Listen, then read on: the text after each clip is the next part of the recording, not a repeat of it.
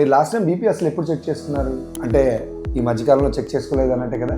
మొన్న ఒకళ్ళు ఇలాగే వచ్చారు, సార్ అదేంటి సార్ బీపీ 170/110 చూపిస్తుంది, మెషిన్ పనిచేస్తుందా లేదా, నాకేం సింటమ్స్ లేవు అని. బేసికల్లీ మీరు అర్థం చేసుకోవాల్సింది ఏంటంటే బీపీ ఒక 100 మందికి ఉంటే దాంట్లో 50 మెంబర్స్కి తెలియని కూడా తెలియదు బీపీ ఉందని. ఎందుకంటే 15% మందికి మాత్రమే సింటమ్స్ వస్తాయి బీపీలో. మిగతా 50% మందికి బీపీ ఉందని తెలిసిన దాంట్లో 20% మంది టాబ్లెట్లు కొన్ని రోజులు వేసుకొని ఆపేయడం ఇలా చేస్తూ ఉంటారు. మిగతా 30% మందిలో కూడా ఒకసారి చూపించుకొని సంవత్సరాల తరబడి అదే టాబ్లెట్ వేసుకుంటూ ఉంటారు. ఎగ్జాక్ట్గా బీపీ టాబ్లెట్ వేసుకొని కంట్రోల్లో ఉండేది ఈ 100 మందిలో 7 to 8% మంది మాత్రమే. అందుకే బీపీని సైలెంట్ కిల్లర్ అంటారు. సో సిమ్టమ్స్ లేనప్పటికి కూడా బీపీ పెరిగి మన కిడ్నీని, హార్ట్ని, బ్రెయిన్ని, కంటి చూపుని అన్నిటినీ ఎఫెక్ట్ చేస్తుంది. అందుకు మనకి ముందస్తుగానే ఎస్పెషల్లీ 30sలో ఉన్న వాళ్ళు, diabetics, family history of BP ఉన్నవాళ్ళు, అండ్ ఎవరైతే కొంచెం లావుపాటి శరీరం ఉన్నవాళ్ళు, స్ట్రెస్ ఎక్కువ ఉన్నవాళ్ళు, ఎటువంటి సిమ్టమ్స్ లేకపోయినా కూడా 6 నెలలకు ఒక్కసారి బీపీ తరచుగా చూసుకుంటూ ఉండాలి.